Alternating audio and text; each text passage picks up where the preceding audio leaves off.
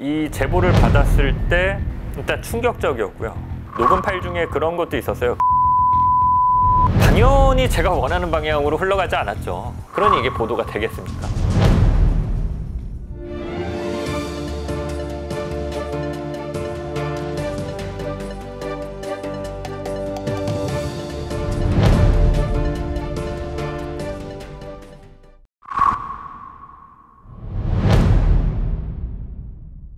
이 제보를 받았을 때 일단 충격적이었고요. 일단은 잘못된 게 네 엄마 아빠가 날 교육을 잘못시키고 이사를 했던 거야.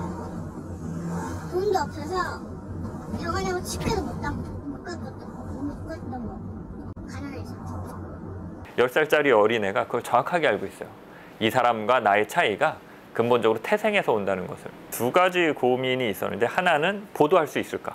지상파 방송사라는 거대한 방송사가 아직 인격이 형성되기 전에 10살짜리 아이를 어떤 고발의 주 타겟으로 삼아서 공격을 하는 것이 맞느냐라는 게 하나 있었고, 두 번째는 바로 그겁니다.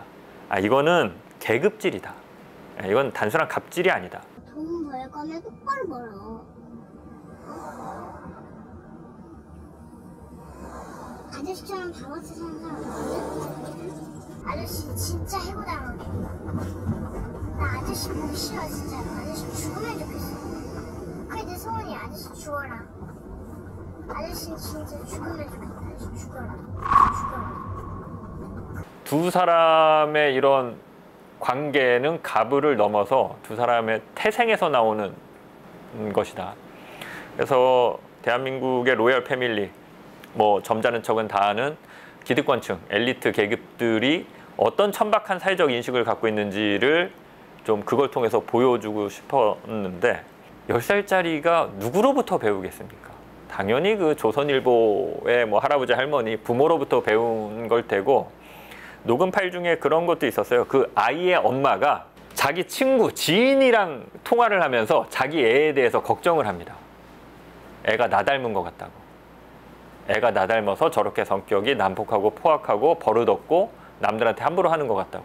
그걸 보도하진 않았는데 그런 내용도 있어요. 사실 보도가 쉽지는 않았습니다. 그 MBC에서는 이 보도를 안 하기로 결정을 해요. 처음에. 앞에 얘기했던 10살짜리 애를 왜 공격을 해? 그리고 운전기사 말 믿을 수 있는 거야? 이런 이유로 보도를 안 하기로 하는데, 제가 이 보도를 너무 하고 싶어서 저도 그런 적이 처음인데 국장을 따로 찾아갑니다. 저 이 보도 하고 싶습니다. 해야겠습니다. 라고 얘기를 했더니 조건부로 승낙을 합니다. 제가 기사를 안 쓰는 조건으로. 다른 사람이 기사를 쓰는 조건으로. 조선일보 사주 일가에서 일하다가 최근 해고당한 운전기사가 MBC에 제보를 해왔습니다. MBC가 보도하고 아무런 사회적 반향이 없었습니다. MBC가 그런 보도를 했다라는 거를 모르고 지나갔어요.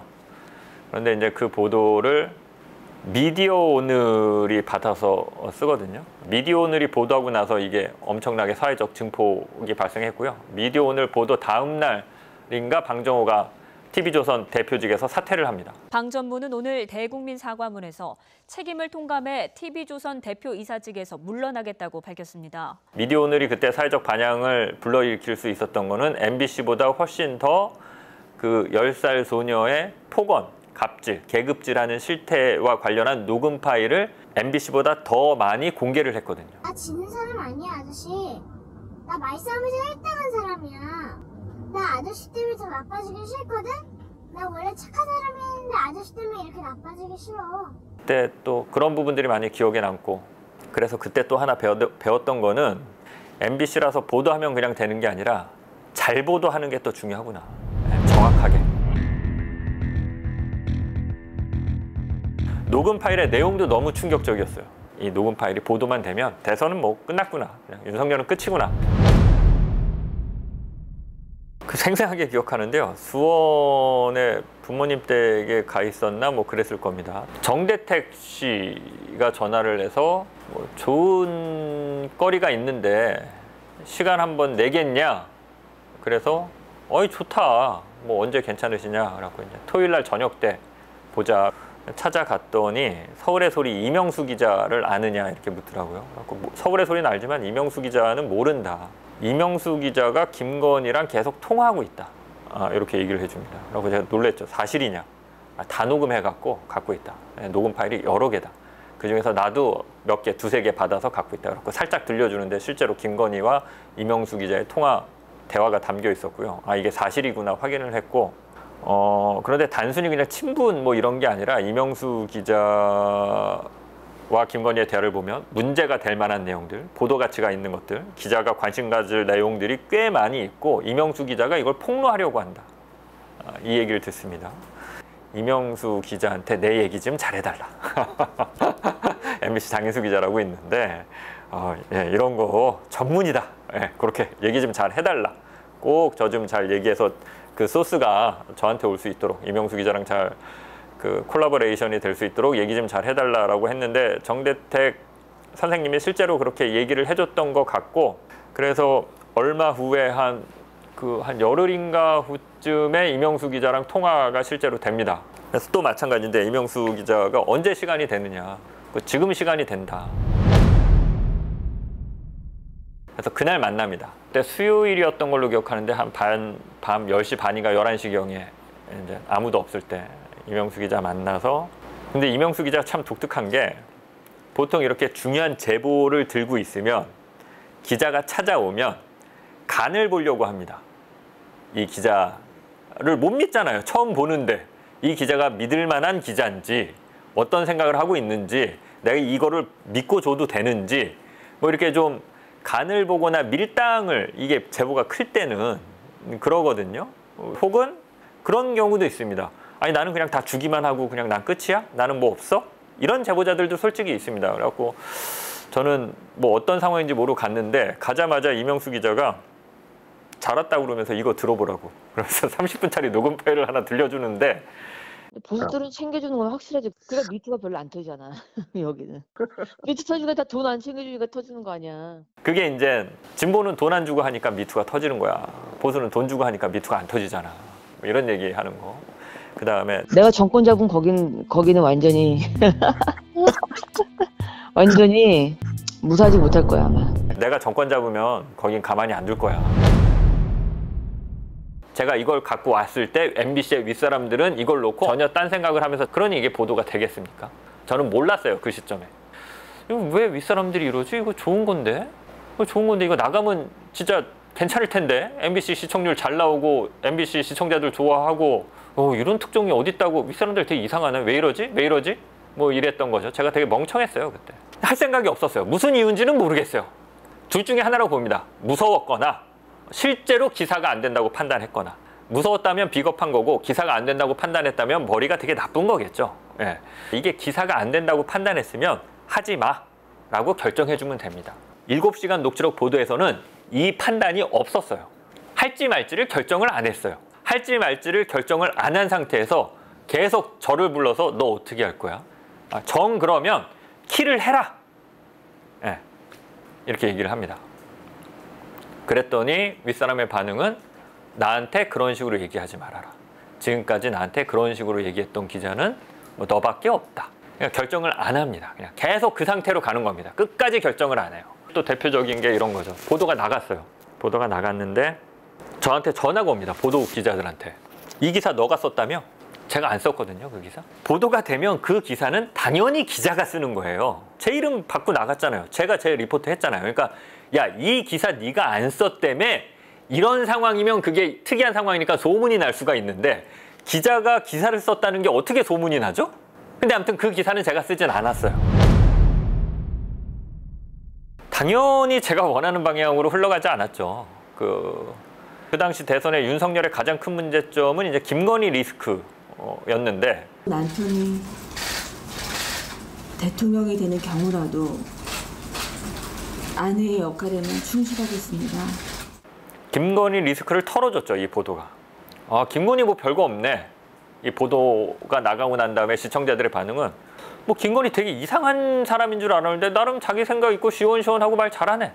이런 반응이었고, 보수 진영 안에서는 김건희 팬클럽이 이 보도 직후에 결성이 되죠.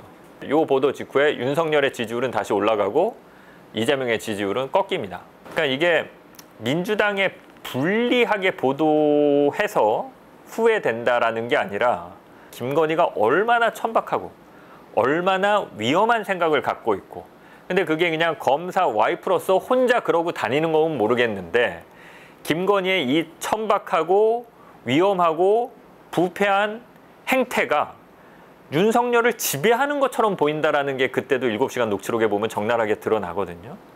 그렇게 얘기합니다. 동생이 좀 와 캠프에서 블랙 조직으로 좀 뛰어봐봐. 할 게 많지. 내가 시키는 거들 해야지. 정부 같은 거 옛날에 국정원처럼 멀리 해서 알아오고 그런 걸 잘한다니까. 명수가 하는 만큼 줘야지. 잘하면 뭐 1억도 줄 수 있지.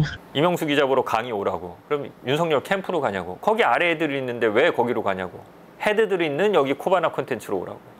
우리 캠프가 엉망이에요 지금. 그래서 완전히 재정비를 다시 다 해.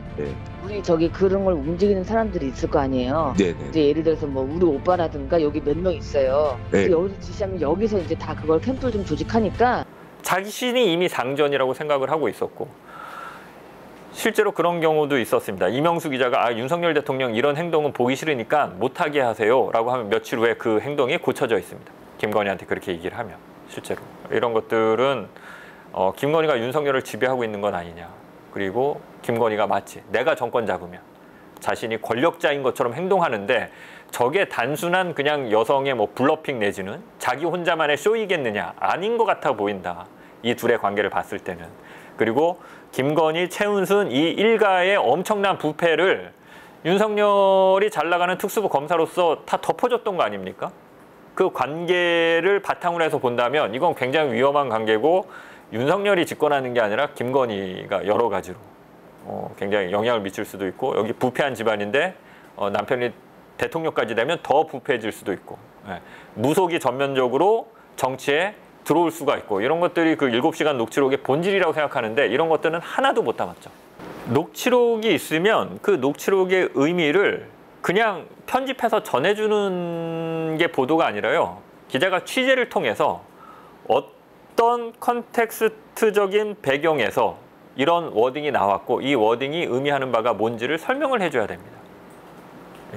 예를 들면 편집 과정에서 실제 있었던 일인데 제가 썼던 것 중에 하나가 양재택 검사랑 체코에 놀러 갔다는 걸 김건희가 시인합니다.